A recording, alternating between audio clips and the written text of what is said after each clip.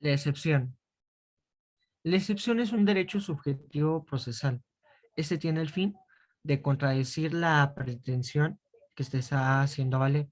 La excepción es un medio de defensa, la cual opone el demandado.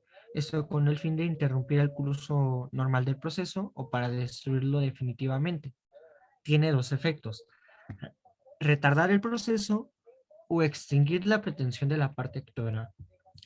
Teóricamente, las excepciones se dividen en dos: excepciones procesales o dilatorias, las cuales atacan al proceso, a ese derecho de acción, ya sea para destruirlo o retardarlo, y las excepciones sustanciales o de fondo, que son mejor conocidas como perentorias, las cuales atacan al derecho material. Estas pretenden matar al derecho del demandante, atacan el fondo del asunto.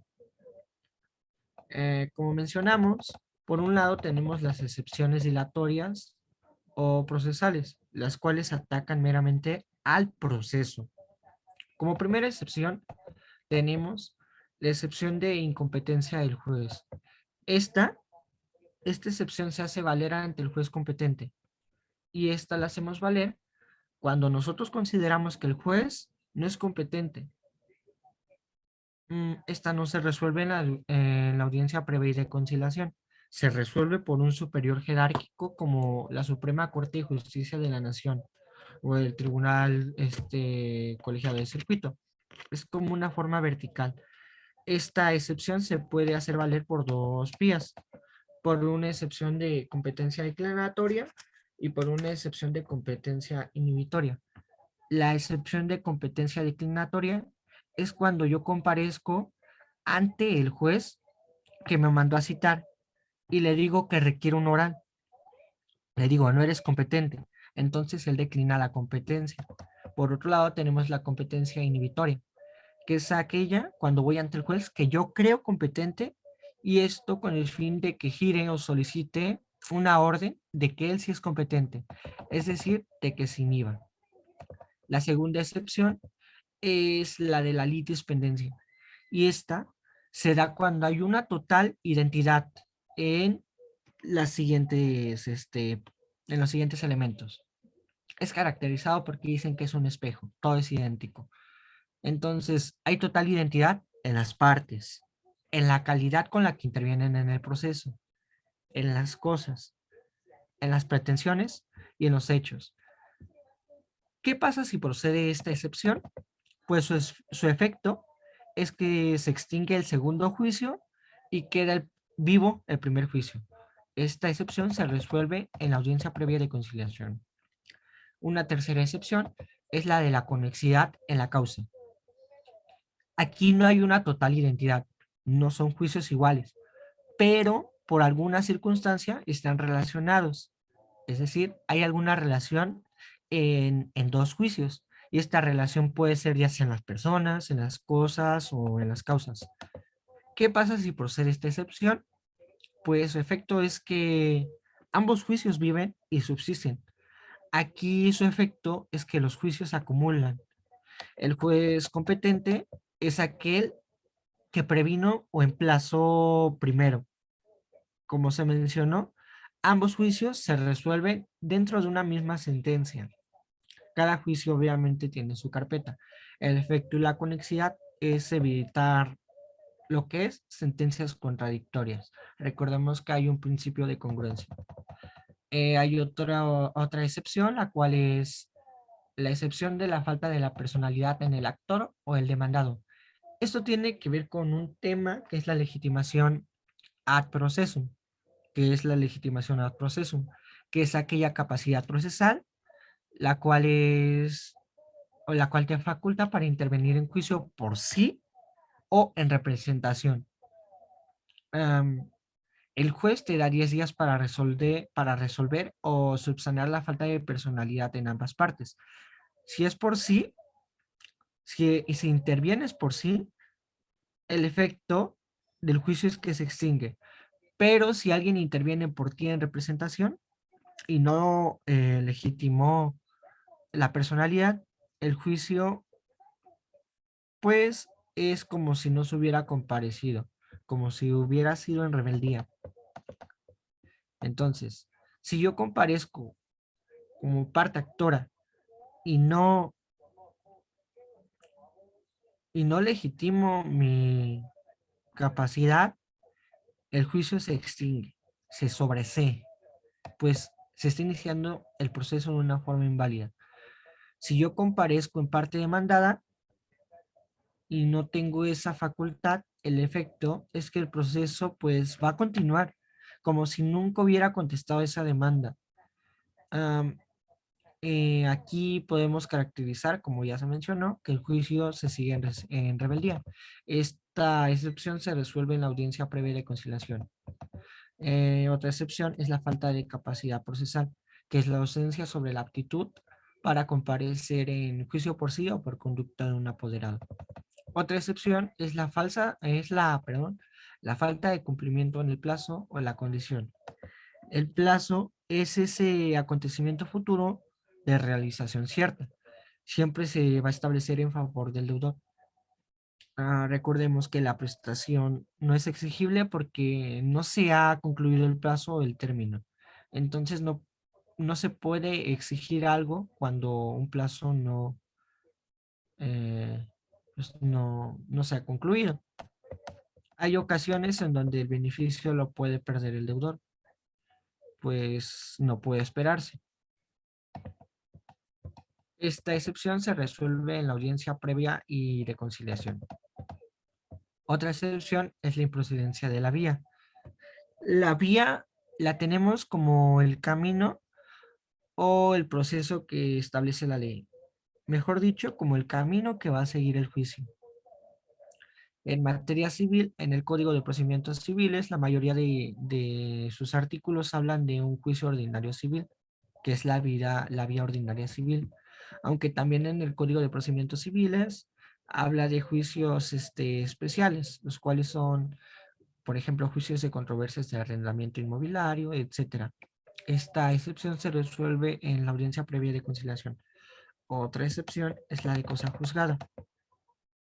Nuestra Constitución dice: nadie puede ser juzgado dos veces por la misma causa. Hay cosa juzgada cuando ya no existe recurso ordinario y extraordinario que pueda modificar o revocar esa resolución, la cual del el juez. Pues estamos hablando de una verdad absoluta. Por lo tanto, se requiere de los siguientes requisitos para que se constituya esta excepción de cosa juzgada. Esta excepción, para que se cumpla con esta excepción, se debe de haber dos juicios. Uno que ya esté completamente resuelto, uno donde ya exista sentencia, uno que ya tenga la categoría de cosa juzgada y donde ya no haya medios de impugnación ordinario o el juicio de amparo. Entonces, vamos a hablar de una identidad de personas, una identidad de la calidad con la que interviene, una identidad en las cosas, identidad de las causas, identidad de los hechos. Es decir, y lo más importante, que haya una resolución en el fondo del asunto. Hablando del primer juicio, este se parece mucho a la excepción de la litispendencia. Entonces, la excepción de cosa juzgada no se resuelve en la audiencia previa de conciliación. Se resuelve esta a través de un incidente de excepción de cosa juzgada. Esta se tramita en una demanda incidental, la cual dice: ha operado la cosa juzgada. Cabe señalar que se resuelve con una sentencia interlocutoria, en donde el juez declara si la cosa juzgada procedió o no. ¿Qué pasa si procede esta excepción? Su efecto de la cosa juzgada si prospera es que se extingue el segundo juicio. Es decir, nadie puede ser juzgado por la misma causa. Pues hay similitud en, en ambos casos. Como mencioné, hay similitud con la litispendencia, pero aquí hay la característica de que ya hay una resolución en el fondo. Si tenemos un juicio, tendremos una sentencia que tiene la categoría de cosa juzgada. En caso de que venga un segundo juicio donde se reclame lo mismo, opera la cosa juzgada, la excepción de la cosa juzgada. Para que haya cosa juzgada, pues deben de existir los requisitos anteriores. Yo acredito en el segundo juicio que ya hay cosa juzgada con copias de demanda, copia de la constatación, copia de la sentencia y o puede ser copia del laudo o resolución que dice que esa sentencia ya quedó firme. Así acredito que existe cosa juzgada. Sin embargo, hay juicios donde hay sentencias que no resuelven el fondo del asunto, donde no se acreditan excepciones ni pretensiones, sino se dejan a salvo los derechos, pues no se resuelve un fondo. Por lo tanto, no se juzga. Esa sentencia no entra en la categoría de cosa juzgada. Hay que hablar también de la existencia de la cosa juzgada refleja. Esto es cuando son juicios que están relacionados, pero que no tienen completa identidad. Ejemplo, en un juicio de compraventa, yo le demando a X persona la rescisión de un contrato de compraventa, alegando un incumplimiento, y esa persona me demanda el cumplimiento de ese contrato. Nos vamos a un juicio y resulta que esa persona me gana. Lo absuelven de la rescisión del contrato y me condenan a cumplir con el contrato. Pero yo no estoy satisfecho, me voy a un segundo juicio. Ahora le voy a demandar a esa persona la nulidad del contrato de compraventa. Yo no podría oponer la excepción de cosa juzgada a esa X persona, pues porque ya es cosa juzgada. Pero él sí me puede interponer la excepción de cosa juzgada refleja, diciendo que ya no me puedes demandar la nulidad del contrato, porque ya hay una cosa juzgada sobre ese contrato. Es la verdad legal. Aquí no se extingue el segundo juicio. Lo que pasa es que influye en el dictador de la segunda sentencia. Cuando hay cosa juzgada, el efecto es que se declara que ya hay cosa juzgada. Recordemos las características de la cosa juzgada: es inmutable, inimpugnable y coaccionable. Inmutable es que ya nadie la puede modificar, no hay manera de que la cambien, es la verdad legal. Inimpugnable es que ya no cabe un recurso de apelación, ni revisión, ni amparo, pues ya está firme. Y coaccionable es que si no se cumple de una forma voluntaria con la sentencia, el juez pues va a ordenar su ejecución forzosa. Esto se hace por una vía de apremio, que es la vía para ejecutar una sentencia. Por otro lado, tenemos la excepción de orden y exclusión. Estos se dan por excelencia en los contratos de garantía. Por ejemplo, en el contrato de fianza. Lo veremos ya en una materia que especialmente se llama contratos. El beneficio de orden quiere decir que antes que yo te mande X persona, debo agotar todas las instancias. Debo de ir en contra del deudor antes del fiador. ¿Ok? El beneficio de exclusión es que antes de que yo le cobre al deudor, yo me debo de cobrar la deuda con todos los bienes del deudor. Ya que cumpla o no complete la deuda, me voy con el fiador. ¿Ok? Los beneficios de orden de exclusión son renunciables. Si nos toca hacer algún contrato, hay que tener cuidado en que se den las renuncias a estos beneficios. Por otro lado, tenemos las excepciones perentorias, las cuales atacan a ese derecho sustancial. Matan la pretensión de quien está demandando. Esto lo relacionamos con las formas de exención de obligaciones que atacan el derecho sustantivo o sustancial.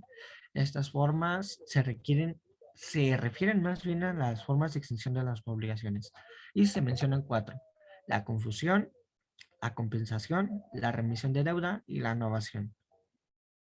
La confusión se da cuando en una misma persona se reúne la calidad de acreedor y deudor. La compensación se da cuando las partes tienen el carácter de acreedores y deudores recíprocos.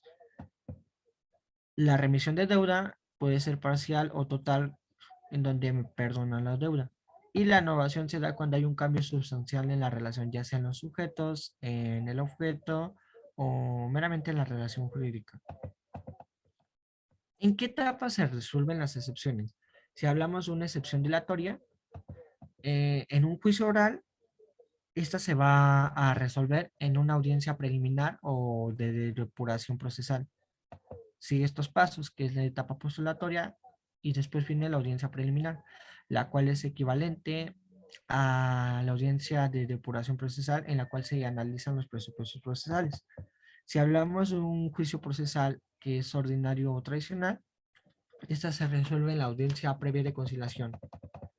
también llamada de depuración procesal, y tiene los siguientes plazos. Se tramita con demanda y contestación, que es la litis sencilla.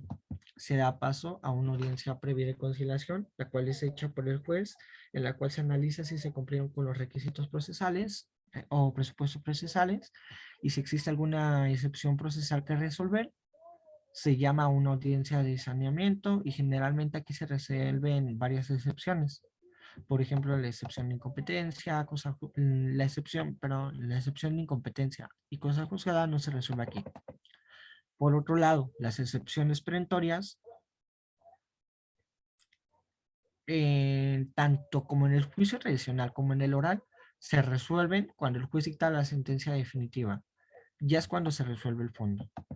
Y esto sería el tema de excepciones.